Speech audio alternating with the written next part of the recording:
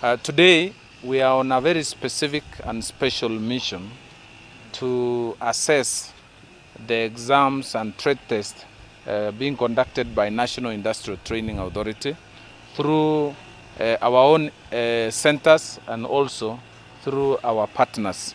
This is one of the centers conducting such exams and trade tests.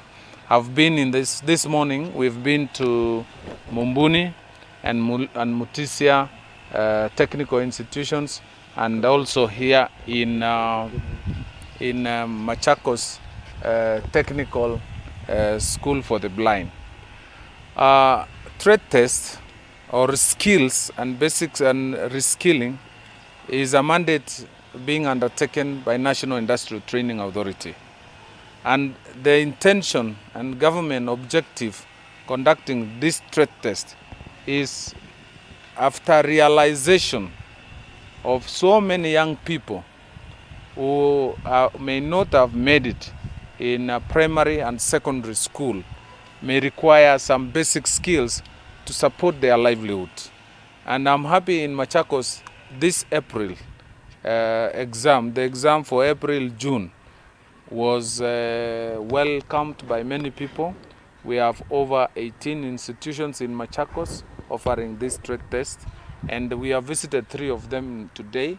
And the total number, the enrollment of students is 1,107 in Machakos, out of a total national candidature of 38,400 candidates across the country.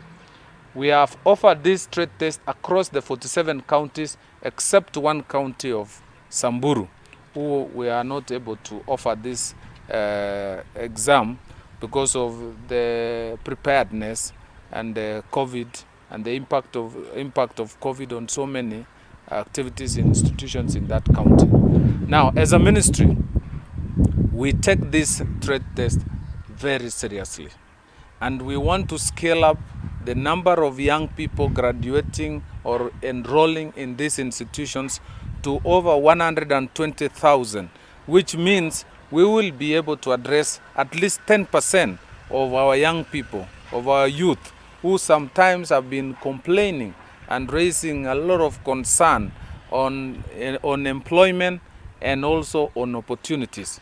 The challenge we've been having as a country is skilling these young people, equipping them, empowering them, and giving them the basic skills. We now have skills on social issues like human resource. We have computer courses. We have technical courses like building and masonry, and also plumbing and fitting. We have hospitality and hotel industry training. And we also have personal care and beauty and therapy trade test. These courses, I've interviewed some of the candidates, left Form 4, some of them left Standard 8, and they have not proceeded. And as a government, we are giving them hope. We are giving them a new life. We are giving them opportunity. We are giving them skills so that they can support their livelihoods. In this institution, is a very, very special institution because this is a school for the physically or the visually impaired people. But as we are going to go around, we will be able to confirm that even the physically impaired people or physically disabled people can actually be skilled and mainstreamed to stand and live on their own. They don't want to be given handouts. They don't want to be begging. They want to stand on their own. Yesterday, the president appointed a judge who is visionary impaired. That is Justice Liabuta. And I want to confirm Justice Liabuta assisted and worked with us as a ministry in drafting and preparation of the Children's Bill, which is now before Parliament. And throughout the process of preparing that bill, you could never tell that Justice Liabuta is a blind person.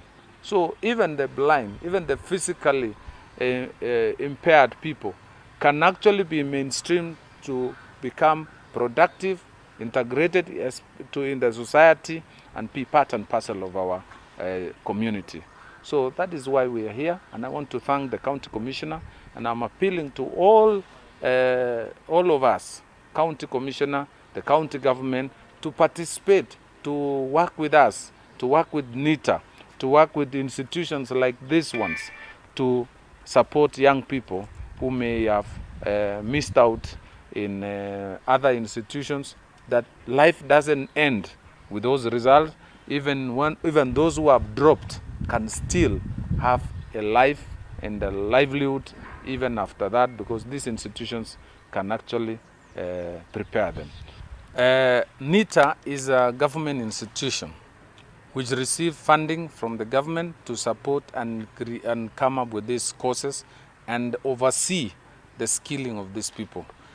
Further, it has been highly subsidized. By supporting NITA, these students can enroll and get these skills in partnership. It costs 5,000 shillings for the candidate and the school, for the center offering exams, and maybe another 5,000 for exam material. So with about 10,000, you have an electrician, you have a mason, you have a carpenter, someone who can live here and engage himself. The mechanics that we have seen today can actually leave that, finish that exam and start a garage and earn their living. Those who have done hairdressing can leave that school and start a beauty shop, a saloon, and earn their livelihoods. So basically that is it. But through other agencies, the MSMEs have also resources government has allocated to support these young men whom we have trained. We also have the CDF, the national government, the NGAF, the Women Fund. All these funds are part of the government program to support young people and help them after training. As a ministry, we have a 5 billion program called KIOP, Kenya Youth Opportunities Program, which we rolled out almost 2 years ago. It's coming to an end. The intention of this fund was to skill young people. But as a pilot program, we've learned lessons. And the next stage is to look at the institutions like this one and support them to offer the necessary skills. In this particular one, the physically visionary impaired.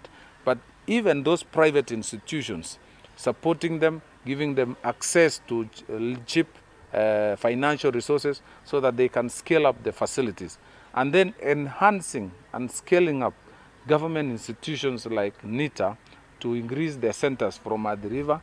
I am dreaming that in future we'll have NITA centers across the 47 counties of our country, so that we can be able to offer these young people opportunities and give them new hope and assure them that going to Form 4 or not having succeeded to go to university is not the end of life. We can still earn. After all, people like Bill Gates did not finish school, but they are the richest men in the world. So we can still have similar people who may have missed out university spaces, but through other support, government can create wealth people, can create successful people, can create leaders out of this. Any other question? Thank you. NITA comes in to offer the exam. The young people are really, as a feedback now from the program, which is ending.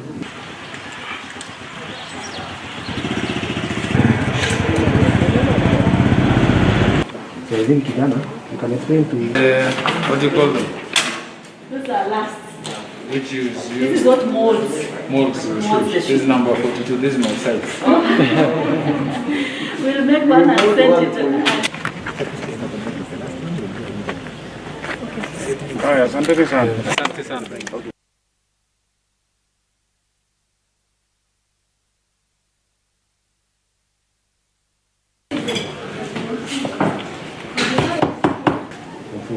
Wapi?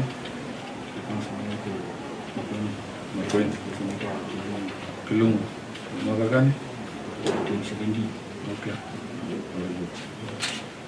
Umependa hii kazi? There, that just needs an effluent plant. Oh, with fully equipped with very good machines. mechanics machete. The shoes you're wearing.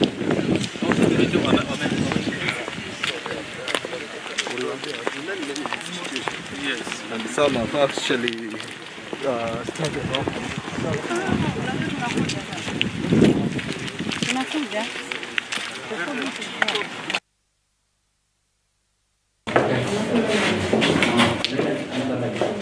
Not standardizing our skills. So quality assurance and standards are important. That's where the consultants will come in. But that is in the